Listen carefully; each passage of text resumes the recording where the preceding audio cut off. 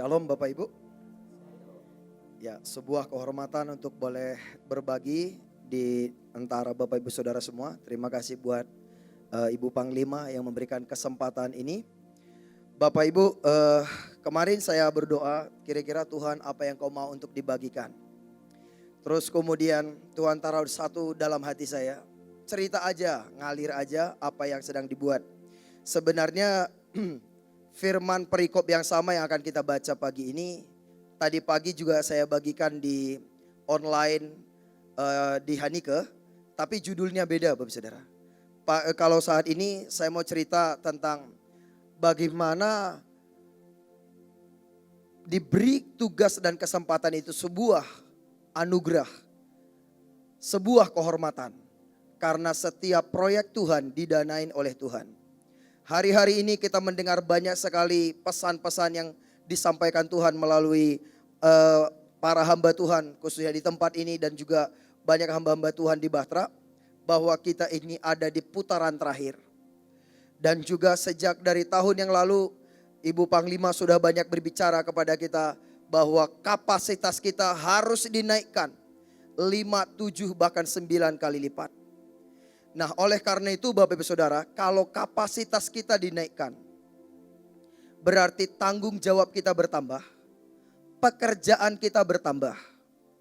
Dan kita juga sudah dibekali dengan begitu banyak pewahyuan dari banyak hamba-hamba Tuhan bahwa bagaimana cara pandang kita, bagaimana respon hati kita untuk bisa menangkap yang daripada Tuhan. Nah, sekarang kita ini lagi keliling ke seluruh 34 provinsi.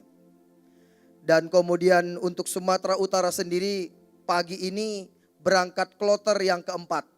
Baru berangkat tadi pagi. Dan tanggal 4 September akan berangkat kloter yang kelima. Saya juga akan berangkat tanggal 4 September dengan beberapa tim yang lain. Mungkin sekitar 7 sampai 10 orang. Nah, kita sedang atur. Hari ini atau besok akan kita fixkan semua strategi, nanti akan juga saya akan laporkan kepada Panglima. Dan untuk semuanya begitu proof kita akan eksekusi. Nah, tapi semua ini ada banyak orang yang bertanya kepada saya, baik di luar pulau maupun di Jakarta atau di Pulau Jawa Bapak Saudara. Atau tepatnya kemanapun pergi, banyak orang bertanya termasuk para hamba Tuhan, dananya dari mana? Siapa yang akan selalu pergi? Dan yang pergi lumayan banyak sekarang mau. Tapi mereka berkata, dananya dari mana? Nah, oleh karena itu saya rindu mari kita belajar. Bapak Ibu Saudara, saya belajar untuk berjalan dengan iman. Nah, saya bersyukur ada Panglima di sini. Saya belak-belakan ngomong terbuka jujur apa adanya. Kalau salah ngaku salah, kalau berdosa mengaku dosa, siap dikoreksi. Tanpa mutung, tanpa marah, tanpa sakit hati, Bapak Saudara. Nah, jadi mari kita di sini, saya rindu setiap kali kita datang, ini seperti yang tadi sudah dikatakan, kita bukan ibadah biasa, tapi di sini adalah tempat pembekalan. Kita dibekali untuk kita bisa menjadi berkat, untuk membawa dampak dimanapun kita ditempatkan atau kemanapun kita diutus. Dengan demikian di putaran terakhir ini, kita benar-benar bisa buat kegerakan yang sangat besar. Nah, sekarang kenapa saya mundur agak sedikit dibanding tim-tim yang sebelumnya dari yang kita bolak-balik ke Sumatera dan ke tempat ini. Karena saya bilang ini strateginya mesti beberapa diubah. Dan Bapak Ibu Saudara benar, tadi malam ada orang yang selama ini tidak peduli, tiba dia kontak. Aku tertarik dengan beberapa yang kamu cerita, aku bantuin. Baru kemarin Ibu Panglima cerita buat beberapa kegerakan yang baru. Dan apa yang selama ini sudah saya pikirkan ada yang mau support. Apa itu? Nanti cerita Bapak Saudara. Harus ada hasilnya dulu. Di Tanah Karo sebenarnya ada 15 hal yang kita mau kerjakan. 10 yang saya sudah cerita. 5 sudah berjalan. Yang 5 ini akan segera kita eksekusi dalam tahun ini. Dan kemudian kita mulai mendata Tanah Karo. Dari 17 kecamatan, 10 kelurahan, 260 desa. Dan sekarang juga kita mendata Sumatera Utara dan Aceh. Sumatera Utara ada 8 kota, 33 kabupaten. Aceh 2 kota dan 16 kabupaten. Bagaimana kita bisa memberkati mereka. Salah satu hal yang baru-baru ini kita kerjakan, kita mulai mengembangkan yang namanya penginjilan, pemuritan, dan adopsi. Bukan hanya adopsi daerahnya, adopsi juga penduduknya. Bukan hanya adopsi mereka di sana, bawa ke tempat ini, perbekali, perlengkapi, kirim balik ke sana Bapak Saudara. Karena setiap daerah itu mereka punya pola pikir, punya paradigma, punya teknik komunikasi yang untuk kita dari Jakarta belum tentu semua nyambung. Seperti saya dulu pertama datang ke Jakarta Bapak Saudara, untuk 6 bulan sampai 1 tahun pertama, cara komunikasi saya itu sering jadi bahan lelucon karena sering tidak nyambung. Contoh saya bilang, di mana di sini ada tempel ban? Ngapain bannya ditempel? Itu ditambal Bapak Saudara, tambal ban. Di Jakarta nggak ada tempel ban. Saya bilang, di mana di sini ada door smear? Apa itu door smear? Pintu apa yang mau di smear? Itu maksudnya car wash, cuci mobil. Saya bilang, ini lampunya nggak nyala, ini sepertinya wire-nya ini rusak. Wire itu apa? Kabel Bapak Saudara. Ada begitu banyak komunikasi yang hanya orang Medan yang mengerti. Contohnya Bapak Saudara, orang Medan berkata, apakan dulu sikit itu supaya nggak terlalu apa itu, siapa itu? Nah, siapa yang ngerti? Hanya orang Medan mengerti Bapak Saudara. Orang sini ada yang mengerti, apakan itu dulu itu, terlalu apa itu sikit itu, kurang apa itu sikit, supaya jangan terlalu apa itu katanya. Ada yang paham? Orang paham mengerti. Nah, orang yang dengar dia bilang, oke. Dan dia lakukan Bapak Saudara. Ada banyak hal yang kita nggak mengerti. Nah, oleh karena itulah kenapa Tuhan pun datang jadi manusia. Nah, hal-hal seperti inilah yang saya sendiri pun untuk menyesuaikan diri untuk ada di tempat ini pun Bapak Saudara, saya butuh waktu. Bagaimana kita berpikir kita pergi ke sana 1 minggu, 1 bulan tiba-tiba mereka mengerti. Tunggu dulu Bapak Saudara. Coba lihat kiri kananmu, tanya, kamu udah berapa tahun diperbekali di sini? Kamu sudah dibaptis berapa orang? Kamu sudah injili berapa orang? Dia bilang belum ada. Apa yang membuat kau berpikir kamu khotbahin mereka 2 jam, terus mereka jadi pasukan yang dahsyat? Bilang, halo, kamu loh dibina oleh panglima yang nangkap pewahyuan dari Tuhan. Kamu gak nangkep. Kita yang nangkapnya dikit-dikit dan kita khotbahin mereka 2 jam. Kita bilang mereka jadi pasukan terdahsyat, mereka bergerak.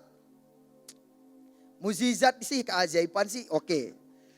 Kita ini loh, kita bilang sama sebelahmu, kita. Makanya salah satu yang saya bilang kepada orang-orang yang mau dikirim? Boleh. Ada 2 syarat utama. Pertama, muridkan di sini 2 orang dulu, muridkan. Aku lihat bagaimana kamu memuridkan orang ini. Kalau kamu bisa memuridkan orang di sini, pasti kamu bisa memuridkan orang di pulau sana, di luar negeri sana. Kalau di sini kamu 2 orang aja nggak bisa kamu muridkan, bertahun-tahun kamu di sini nggak bisa muridkan 2 orang aja. Terus kamu memuridkan ribuan orang di luar pulau, di luar negeri.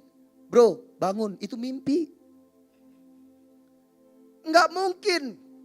Makanya saya bilang kalau yang tidak bisa menginjil di sini, tidak bisa memuridkan di sini, tidak mentoring orang di sini, nggak usah lapor ke saya untuk ikut ke luar pulau. Saya coret pasti. Maafkan saya. Itu yang pertama, Bapak Saudara. Yang kedua, mau pergi, ayo. Dia tanya, dananya mana? Cari dulu one way ticket minimum. Tiket balik, biaya hidup di sana, kita akan berdoa. Kita cover. Tapi kalau one way ticket aja Tuhan tidak kasih untuk kamu pergi ke sana, bagaimana kamu berpikir Tuhan mau kamu pergi ke situ?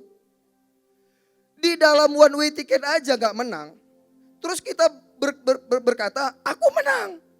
Loh, tahun 2009, Panglima pernah ngomong sama saya gini, Joner sini, kayaknya ada yang salah dalam hidupmu ini. Apa ya Bu yang salah dalam hidup saya? Bagaimana mungkin kamu ngalamin terobosan di level 2, level 1 aja kamu gak ngalamin terobosan. Saya bilang level 1 ini apa, level 2 ini apa? Loh ini loh kamu sering KKR, banyak ketua-ketua ormas yang arrange preman yang buatkan KKR kita. Dan kita gak bayar buat di lapangan besar. Karena panitianya ormas-ormas Bapak Saudara. Dan kemudian kita pergi ke tempat-tempat yang tidak ada gereja buat KKR dan kesembuhan. Dan banyak mukjizat terjadi. Pergi ke pulau-pulau, ke bangsa-bangsa, tidak ada link, tidak ada kontak, tapi kebuka. Itu adalah hal rohani. Level 2. Level 1, yang di dunia ini apa? Keuangan. Itu aja kamu gak terobos, kenapa level 2 kamu mesti terobos? Berarti ada yang salah ini. Sejak saat itu saya bertobat Bapak Saudara. Sehingga kemarin ini ada Ibu Panglima saksinya Bapak Saudara. Saya minta duit gak berani. Paling info. Paling saya menghimbau beberapa kali Bapak Saudara. Tapi kalau minta gak berani.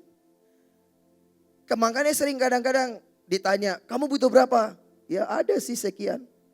Berani minta ke ibu? Gak berani Bapak Saudara. Mana berani? Gak pernah berani minta. Karena apa? Saya berkata, apalagi sama Ayah Steve. Terakhir saya minta support dana dari Ayah Steve itu bulan Juni 2008 Bapak Saudara. Halo Ayah, apakah Ayah lagi streaming sekarang? Ayah lagi ada di Maluku. Dan saya kasih report sama Ayah Steve every day. Dan juga sama Panglima Bapak Saudara. Setiap hari saya kasih report. Dan kemudian kenapa saya mengambil keputusan itu? Saya berkata begini. Saya mau mendidik hati saya. Saya mau mengenal Tuhan. Saya sudah diajari, diberikan teladan, dan dimentoring. Saya butuh impartasinya. Kalau semua saya ketergantungan, maka saya semua di feeding, saya doing nothing, itu masih baby terus. Seperti anak saya aja, Levi Bapak Saudara. Sudah sering dia gak mau makan disuapin. Dia udah mau makan sendiri. Dia bilang mau makan sendiri saja. Nah walaupun kadang-kadang akhirnya berantakan Bapak Saudara, it's okay. Begitulah cara dia belajar. Nah tapi ketika kita mulai grow up, semuanya kita ketergantungan, tidak ada support, kita gak berjalan. Nah ini yang Tuhan taruh dalam hati saya untuk sharing. Bagaimana untuk buat itu? Nah sebelum kita lanjut, mari kita baca firman Tuhan Bapak Saudara. Saya berdoa kiranya ini boleh menginspirasi kita, Tuhan berbicara kepada kita. Matius 20 ayat 1, saya baca satu perikop ini Bapak Saudara. Sampai mungkin ayat 12 Bapak Saudara. Atau 13. Perumpamaan tentang orang-orang upahan di kebun anggur. Adapun hal kerajaan sorga sama seperti seorang tuan rumah yang pagi-pagi benar mencari pekerja-pekerja untuk kebun anggurnya. Setelah ia sepakat dengan pekerja-pekerja itu mengenai upah sedinar sehari, ia menyuruh mereka ke kebun anggurnya. Kira-kira pukul 9 pagi ia keluar pula dan dilihatnya ada lagi orang lain menganggur di pasar. Katanya kepada mereka, pergi jugalah kamu ke kebun anggurku dan apa yang pantas akan kuberikan kepadamu. Dan mereka pun pergi. Kira-kira pukul 12 dan pukul 3 petang ia keluar pula dan melakukan sama seperti tadi. Kira-kira pukul 5 petang ia keluar lagi dan mendapati orang-orang lain pula. Lalu katanya kepada mereka, mengapa kamu menganggur saja di sini sepanjang hari? Kata mereka kepadanya, karena tidak ada orang yang mengupah kami. Katanya kepada mereka, pergi jugalah kamu ke kebun anggurku. Ketika hari malam, tuan itu berkata kepada mandurnya, pergilah, panggillah pekerja-pekerja itu dan bayarlah upah mereka. Mulai dengan mereka yang masuk terakhir hingga mereka yang masuk terdahulu.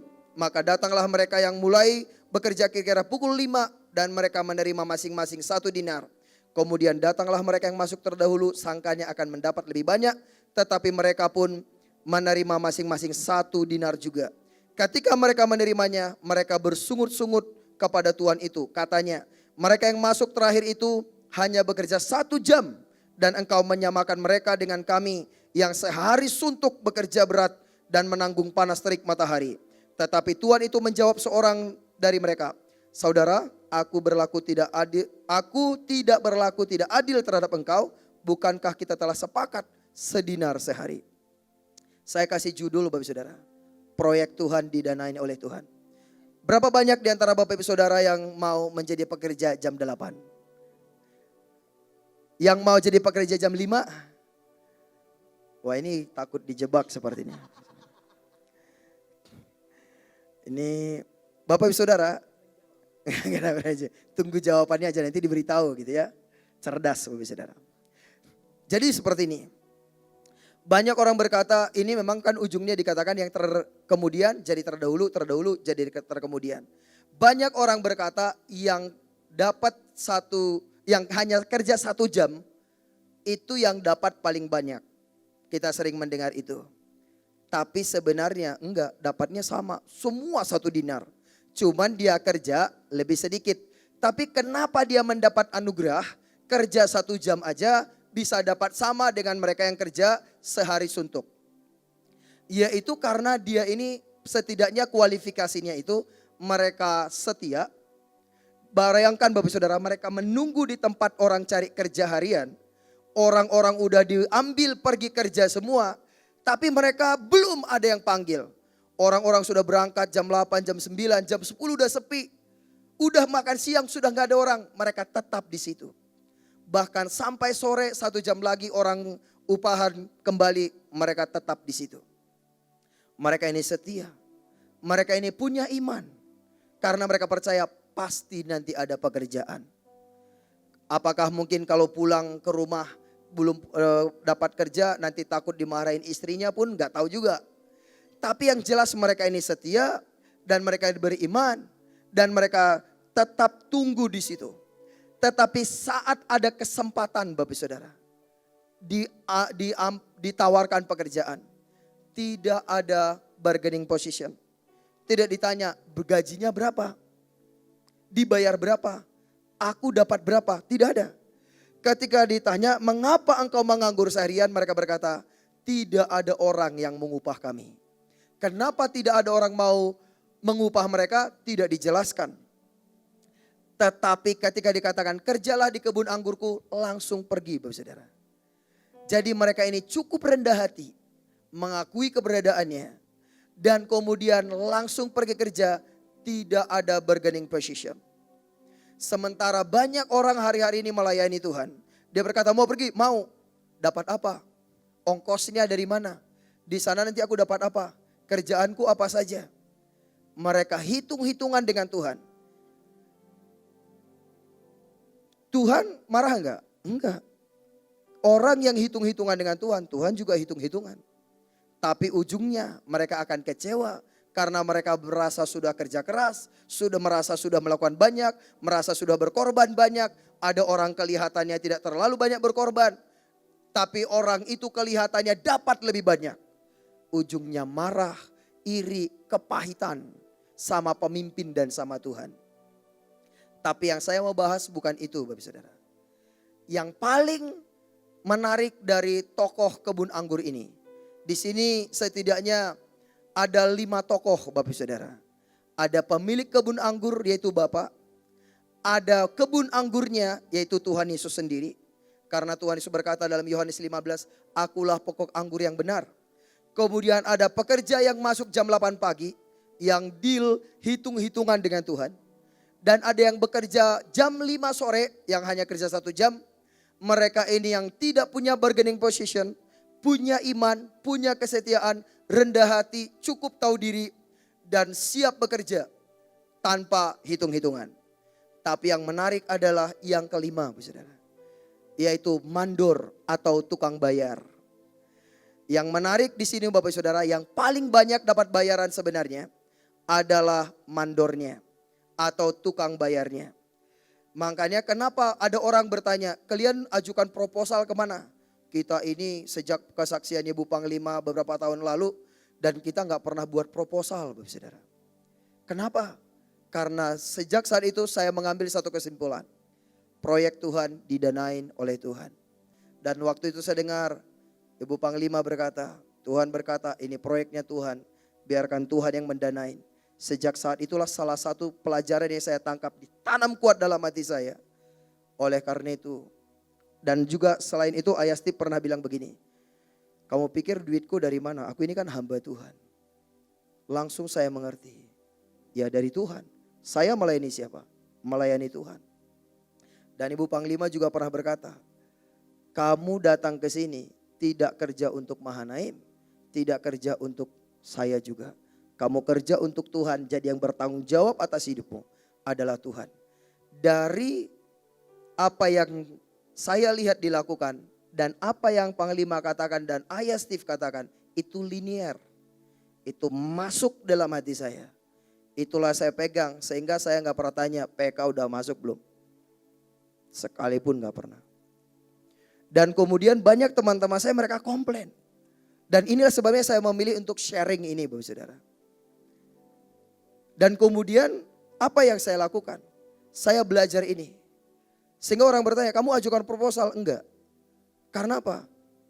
Justru donaturnya lah tukang bayarnya butuh pekerja kebun anggur. Memang yang paling banyak dapat itu tukang bayar, mandornya. Tapi kalau pekerja kebun anggur tidak ada, Tuhan tidak punya alasan kasih duit kepada tukang bayar. Jadi saya sering cerita begini kepada orang yang saya tahu dia diberkati. Saya berkata, Tuhan kasih saya proyek. Buat proyek untuk menggarap Tanah Karo, Jakarta Bed kasih, pemulung, orang-orang stres butuh pemulihan yang kena. Banyak saya jelasin aja apa yang juga dikerjakan. Dan juga mulai setiap kali saya ke Jawa Timur saya mulai adopsi beberapa. Saya berkata inilah proyek-proyek Tuhan sediakan. Coba kamu tanya Tuhan, apakah Tuhan izinkan kamu ambil bagian di proyek ini atau tidak. Kalau tidak jangan kotori proyek Tuhan ini. Jadi Bapak Saudara, gak pernah kita ngemis untuk orang bayarin. Enggak, orang ini proyek Tuhan kok bukan proyek saya. Jadi kalau orang itu memberi, supaya nanti Ibu Iin sebutkan di mimbar atau Pak Joner nanti kirim ucapan terima kasih. Orang itu akan kecewa. Saya juga ketika orang tanya, Pak ada nomor rekening, saya tanya mau transfer kemana? Mahanaim, saya minta nomor rekening ini, rekeningnya Mahanaim. Oh aku mau misi kemana? Ini nomor rekening yayasan ini atau proyek ini atau misi ini. Bapak Saudara tes aja nanti, pasti jawabannya begitu.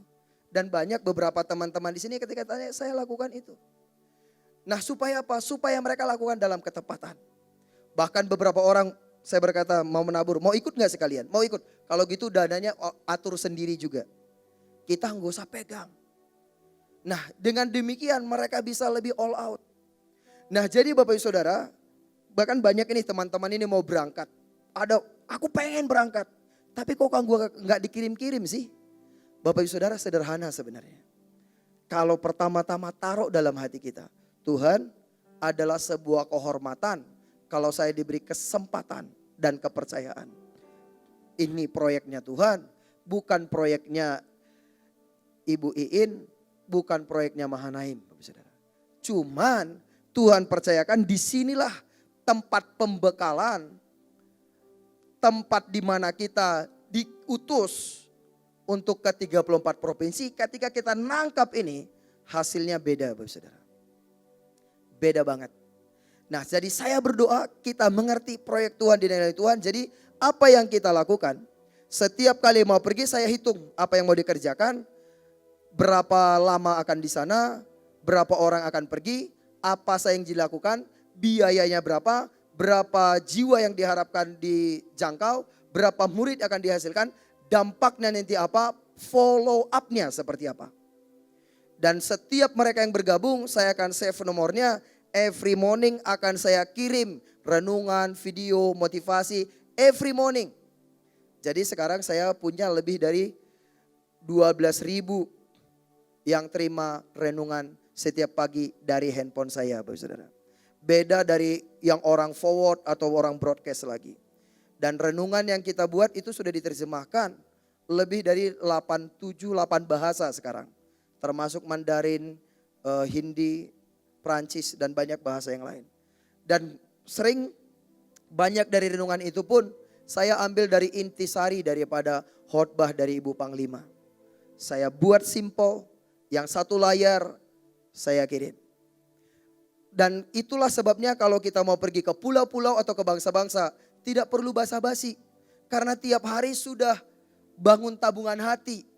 Sudah bangun hubungan. Jadi sudah ceritakan kepada mereka. Jadi sebelum pergi pun saya berkata proyek kali ini saya jelaskan seperti ini. Ekspektasi kami adalah poinnya seperti ini, seperti ini.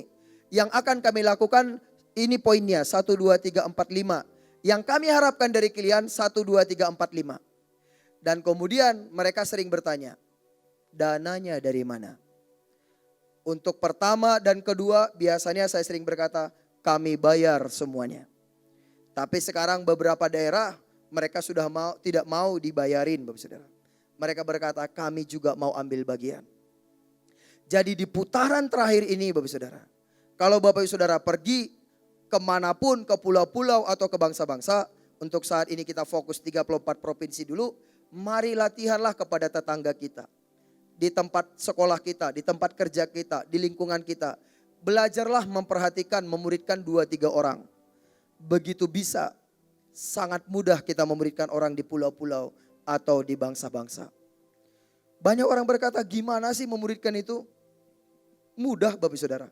Semudah ajak orang ngopi. Semudah ajak orang sarapan bareng atau makan malam.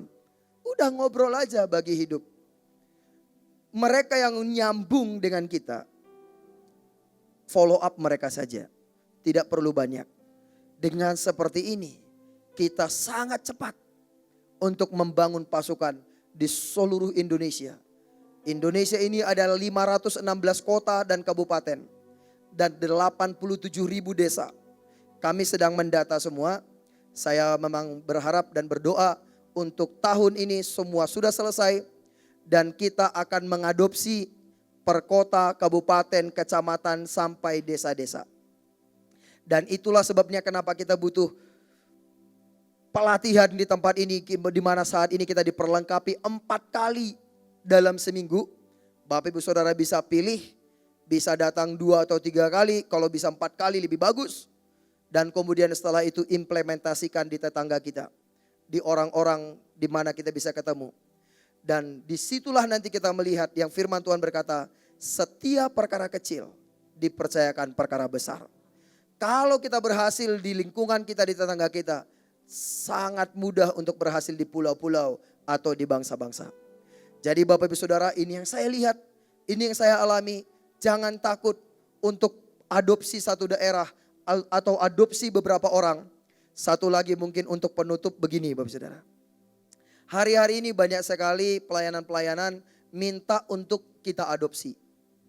Tapi sampai hari ini berapa banyak pun orang datang kepada kita, kita tampung.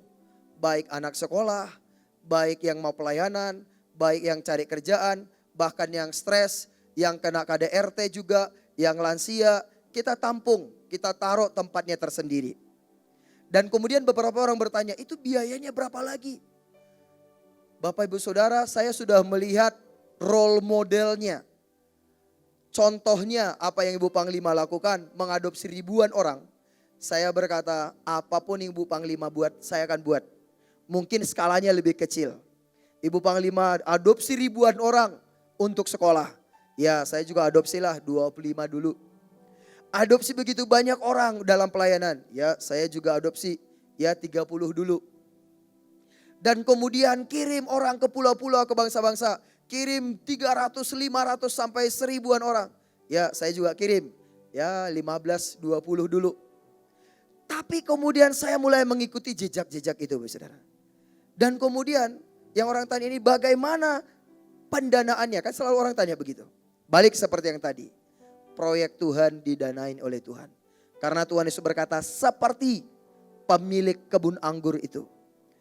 Begitu dia suruh orang kerja di kebun anggur, dia sudah suruh mandor tukang bayar untuk bayar mereka. Jadi Bapak Ibu Saudara, ketika Tuhan menyuruh Bapak Ibu Saudara dan saya pergi ke pulau-pulau atau ke bangsa-bangsa, Tuhan juga sudah suruh tukang bayar untuk proyek itu. Oh, Ibu Iin Tuhan suruh untuk bayarin. Belum tentu Bapak Ibu Saudara. Kalau seperti itu terus, itu kita terus jadi bayi. Kalau kita sudah bertumbuh dewasa, kita mulai belajar mandiri. Dan ini yang saya pelajarin. Bahkan satu lagi, ini yang baru pengertian yang saya dapat beberapa bulan yang lalu Bapak Saudara. Di zamannya Obama itu presiden. Dia itu pernah bawa 10 surat utang dari 10 negara ke PBB. Dia berkata ada 10 negara yang berhutang ke Amerika katanya. Karena mereka belum sanggup untuk bayar, kami juga gak minta mereka bayar. Tetapi oleh karena surat utang ini saya minta dolar dicetak untuk Amerika. PBB setujui, di ACC ke IMF, IMF beritahu ke World Bank, transfer ke Amerika. Karena apa? Ada surat utang. Satu lagi Bapak Saudara, di Indonesia ini ada namanya pedagang obligasi. Ada cuma 9 di Indonesia. Yang mereka lakukan itu ada 2 yang penting. Pertama, beli utang negara. Yang kedua, mereka menolong bank. Masalah bank itu biasanya cuma 2. Kebanyakan dolar atau kekurangan dolar. Dan bank gak bisa langsung beli ke World Bank, gak bisa. Atau ke beli ke Citibank, nggak bisa. Mereka melalui obligasi ini. Dan kemudian surat utang itu aman sekali. Nah dari situ oleh karena ada hutang, mereka boleh diberikan dana. Itu yang Tuhan Yesus berkata dalam Lukas 10. Barang siapa memberi segelas air minum saja kepada orang paling hina ini, oleh karena namaku, dia telah melakukannya kepadaku. Dan di dalam Matius 25, kambing dan domba, apa yang engkau sudah lakukan kepada orang ini, melakukannya untuk aku. Artinya kalau kita semakin mengadopsi banyak orang, memberkati banyak orang, kita menerbitkan surat utang untuk surga. Surga gak pernah jatuh tempo bayar utang Bapak Saudara. Surga tidak pernah one prestasi. And then surga membayarnya lebih. Mungkin ratusan ribuan kali lipat. Itulah alasannya kenapa saya tidak pernah takut adopsi. Berapa banyak orang pun saya bilang saya siap untuk adopsi. Kurang tempat Tuhan berikan. Enggak ada orang yang baik-baik memberikan tempat buat kita. Preman kasih 5 ruko gratis buat kita Bapak Saudara. Kalau sudah Tuhan yang perintahkan, iblis pun taat Bapak Saudara. Oleh karena itu, ini very simple. Ini saya cerita hal yang dunia yang memang itu real. Dan itu berlaku di alam roh. Itulah sebabnya kenapa saya tidak pernah takut. Dan kemudian orang berkata, ini nanti bagaimana? Saya bilang, saya gak ngerti. Saya ngerti satu langkah, saya melangkah satu langkah dulu. Habis itu Tuhan kemana lagi? Nanti Tuhan tuntun. Bagaimana kita berharap Tuhan tuntun 1000 langkah. Orang Tuhan suruh melangkah satu langkah aja kita gak melangkah. Sama seperti ketika Tuhan perintahkan kepada Abraham. Pergi. Dia pergi aja. Tahu kemana? Gak tahu. Makanya dia lama di padang Haran. Sampai Tuhan tuntun lagi. Tapi suruh pergi, pergi dulu. Saya berapa kali pergi ke luar pulau, ke luar negeri. Gak ada kontak Bapak Saudara. Gak ada visa. Gak ada kenalan. Tapi banyak KKR. Loh kok bisa? It's not about me. It's all about you. Kita kan sering nyanyi kan? It's all about you. But when we don't know, we just want. Kita berkata Tuhan, it's all about you. Ini semua tentang engkau. Tapi begitu kita belum mengerti, kita juga gak jalan. Hanya kita mau melangkah sebatas pengertian kita. Tapi kita bilang, it's all about Jesus. Nah ini gak sinkron Bapak Saudara. Saya melihat teladan contoh yang panglima para pemimpin di sini berikan. Itu sinkron. Dan itu saya adopsi dalam hidup saya. Saya bilang sama Ibu Panglima, saya tidak hanya mau menikmati fasilitas yang Tuhan sudah berikan. Tapi saya bilang saya mau terima impartasi, bangun koneksi. Nah oleh karena itu Bapak Saudara, semua apa yang menjadi visi yang Tuhan taruh dalam hati Panglima, kita adopsi semuanya walaupun semua kita gak mampu. Kita ambil beberapa yang kita bisa. Itu yang kita lakukan. Ini yang saya lihat Bapak Saudara. Ini yang rema yang baru saya dapat 3 bulan lalu sebenarnya. Yaitu tentang utang negara. Satu lagi Bapak Saudara. Satu lagi. Waktu kita ibadah, waktu itu sebenarnya Ibu Panglima lagi khotbah di Hanike. Jadi Ibu selalu bilang sebelum ada khotbah hamba Tuhan atau selesai khotbah kamu ngomong dulu 5 menit. Waktu itu kita lagi praise and worship. Tiba-tiba Tuhan dalam hati saya itu, padahal ini kita waktu itu lagi tidak mau mission. Tapi tiba-tiba dalam ketika penyembahan itu Tuhan taruh dalam hati saya. Kamu tahu gak APBD Indonesia berapa? Ya gak tahu, langsung saya keluarkan handphone, saya search. Ternyata APBD Indonesia itu 2000 T. Dan APBD DKI Jakarta 100 T.